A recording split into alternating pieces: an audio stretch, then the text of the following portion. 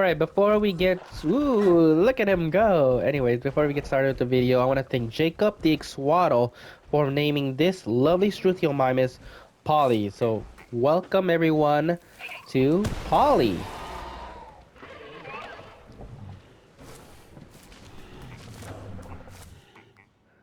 Hello everyone, welcome back to Jurassic World Evolution 2. This is Joey's Plays and Build, where we play and build the remaining of the swamp attraction. The last time we did a swamp safari tour here. And next we're just gonna finish up this swamp area with another multiple species Jurassic tour. But with a twist, we're also going to use the where is it? I'm always confused. Come on, man. The aviary. So we're gonna again. It's gonna be another humongous habitat, with the aviary and some multiple dinosaurs. I'm thinking Therizinosaurus, Dilophosaurus, Dimorphodon, and Dimetrodon. Yeah, 4. And that's it. We're done. We're done with the swamp, and we could move on to another biome. I'm still going to finish the Pennsylvania area, but I want to work on the snowy mountains or the Rocky Mountains or the desert. But we have a humongous space here, so we have so many space to work on. So let's just get started with the last attraction for the swamp. And yeah, let me know what you guys think by the end of the video. We're gonna do a full tour and we'll just get started. Okay, so this is possibly the last habitat here in our swamp attraction. We did the herbivore swamp, so I think it's fitting we'll end the swamp attraction with carnivores. Well, and a herbivore. So I have 4 in mind, all Dominion dinosaurs and non-dinosaurs. The Dimetrodon, Dilophosaurus, Therizinosaurus, and 2 species of Dimorphodon, the small feathered one, and the giant scaly one from Jurassic World. So it's 2 habitats in one, using the Jurassic Tour ride, but this time we're using the gyrosphere. I think it makes sense using the gyrosphere in a carnivore habitat. So we're building the habitat for the Dilophosaurus and the Dimetrodon. Too many D's, a lot of D's. Theme, we're still we're still sticking with the swamp theme, but I'm not gonna go too heavy on the swamp decorative trees because I already did that with the herbivore. But it's gonna be more of a temperate, a little bit of taiga forest.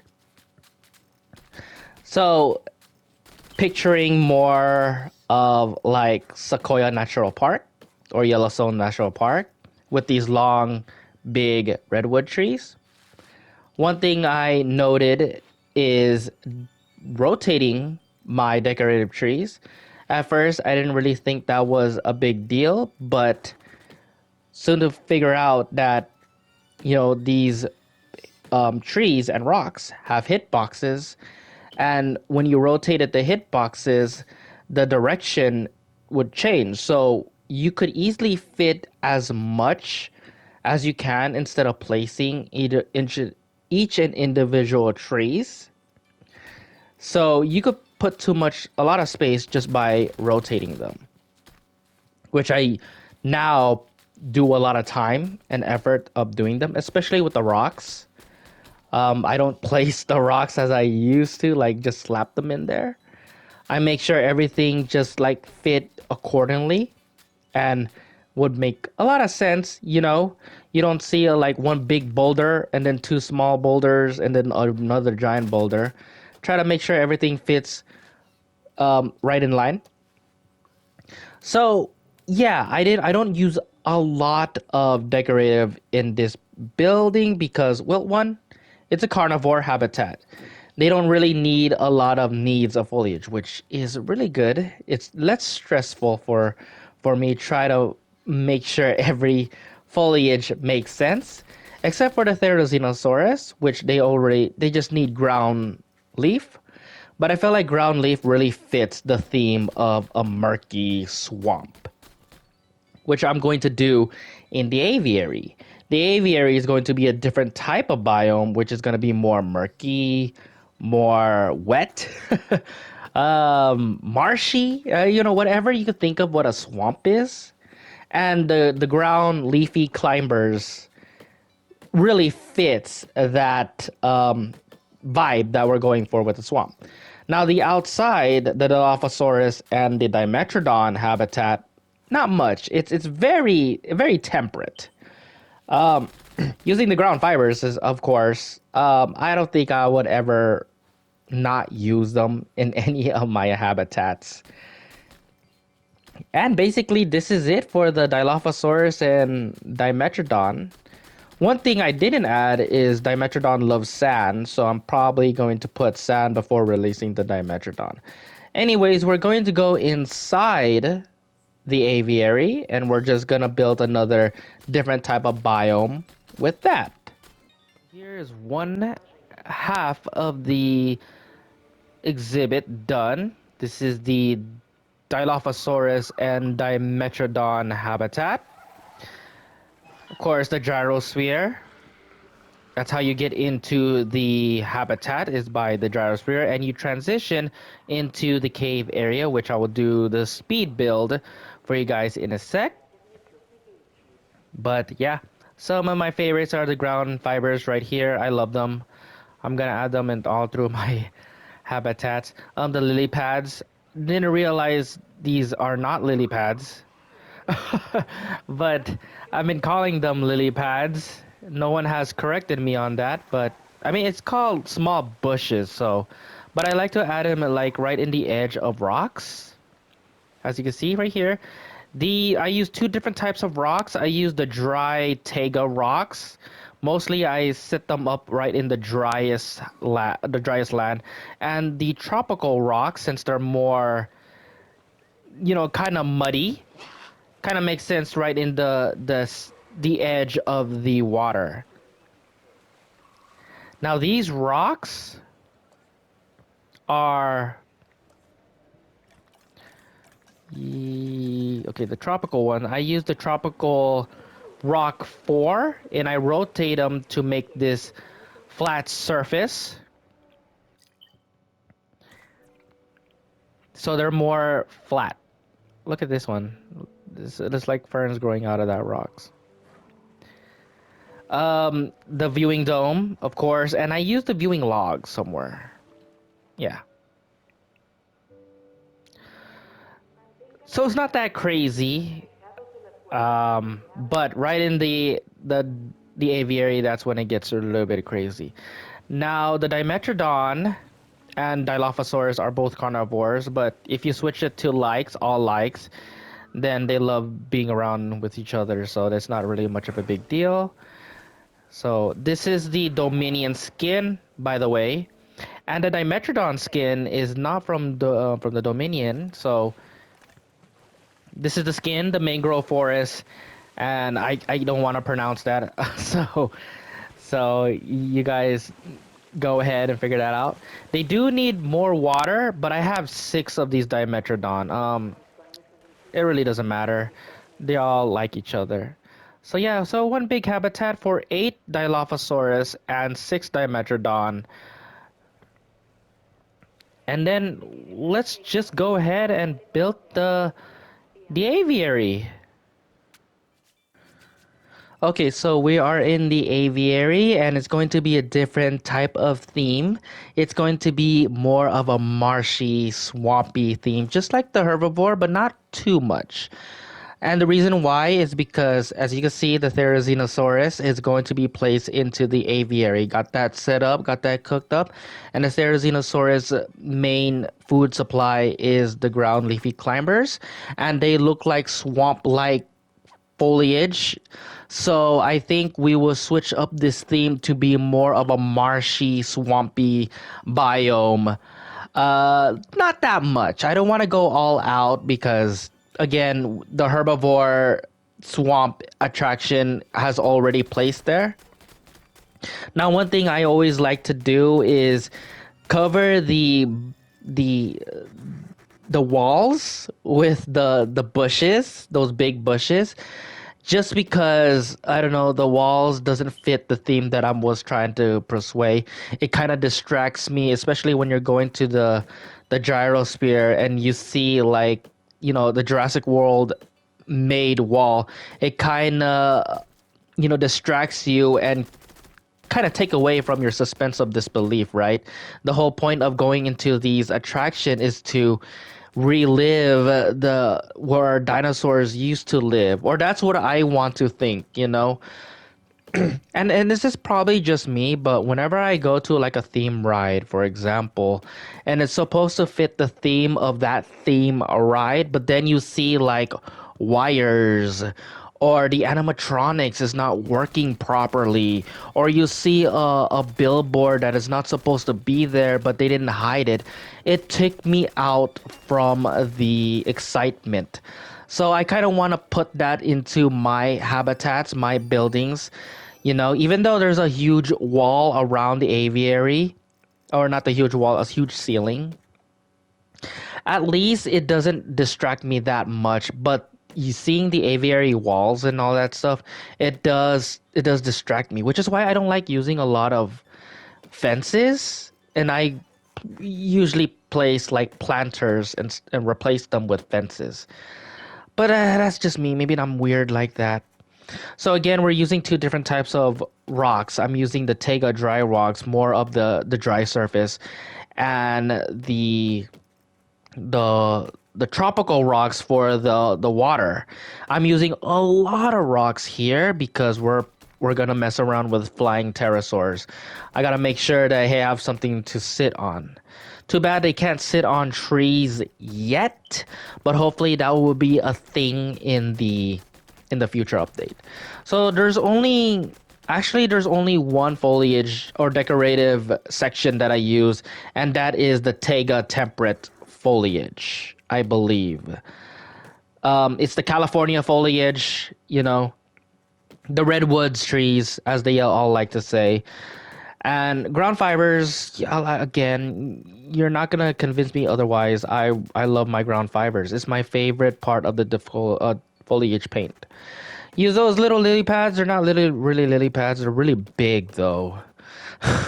But you know, I want to place something there for the edge of the water, adding more of the Tega rocks, you know, for the Dimorphodon to sit. And I placed them right next to the tour track. So, of course, you want guests to see the creatures. You don't want them to be hiding. You want to have their money's worth.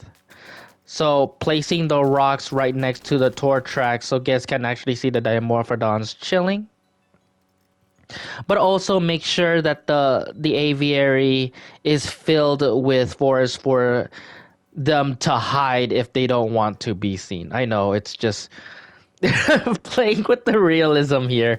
But you know, sometimes you don't want to be seen. You don't want to be seen. So adding some trees in the background for the Dimorphodons and Therizinosaurus. And that's it. Yeah. We're gonna go in game. I'm gonna showcase it more. We're gonna bring in our Therizinosaurus and our Dimorphodons.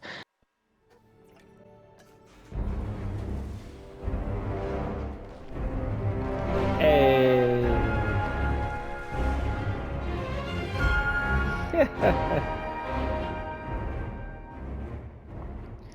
Okay, so you notice how there is no sound coming out from the dinosaur.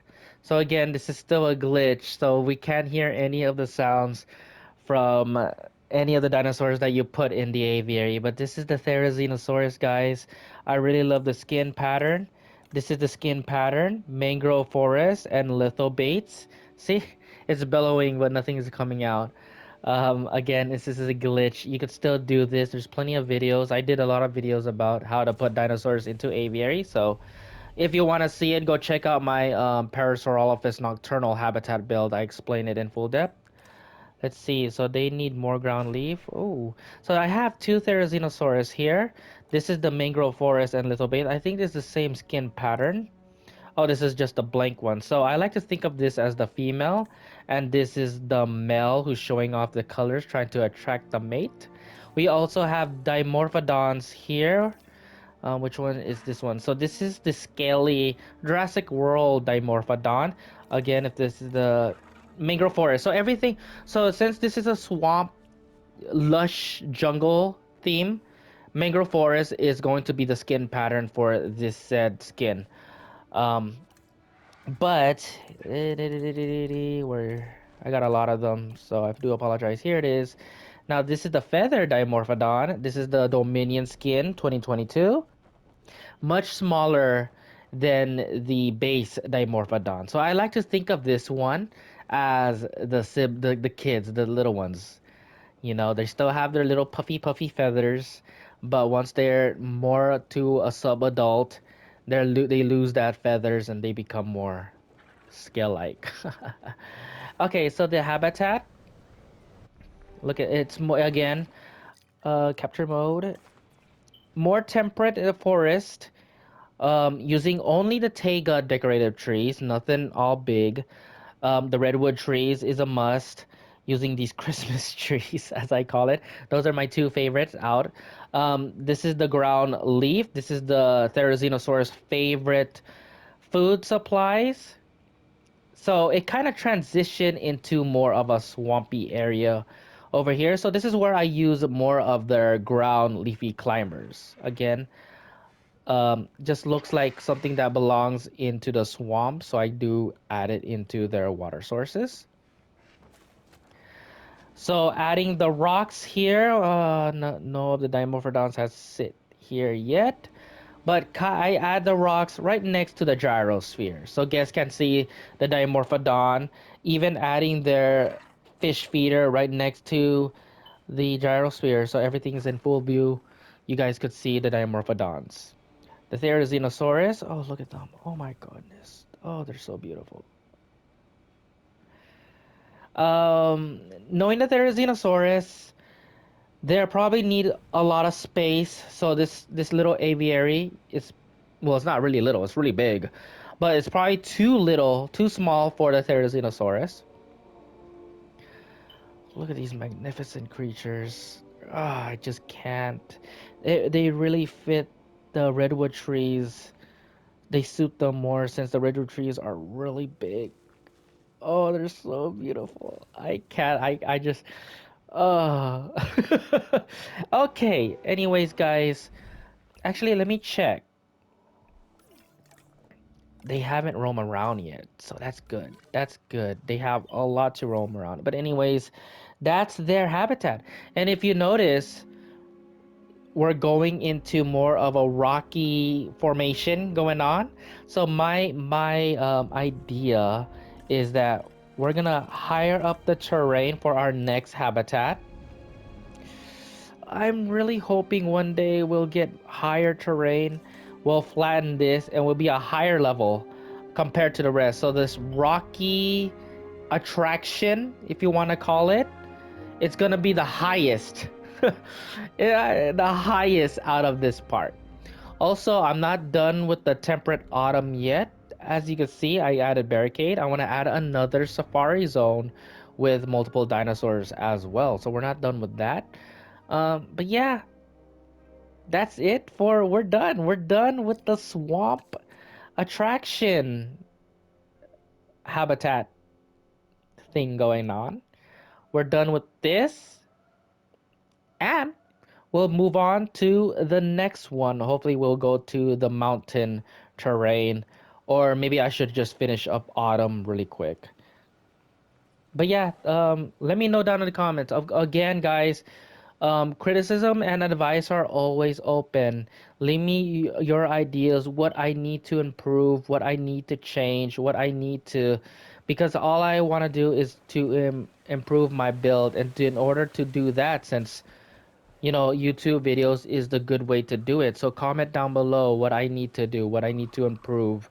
Any criticism, advice are always welcome, as long as it is not rude, I mean. If it's rude, and I'm not gonna accept it. But if you have like some sort of sort of way to make me, hey, something to improve my build, I would listen and I will put it down in the next video. Anyways, that is it for me. Like the video if you like it, subscribe to for more, and I'll see you guys in the next build. Thank you guys for watching.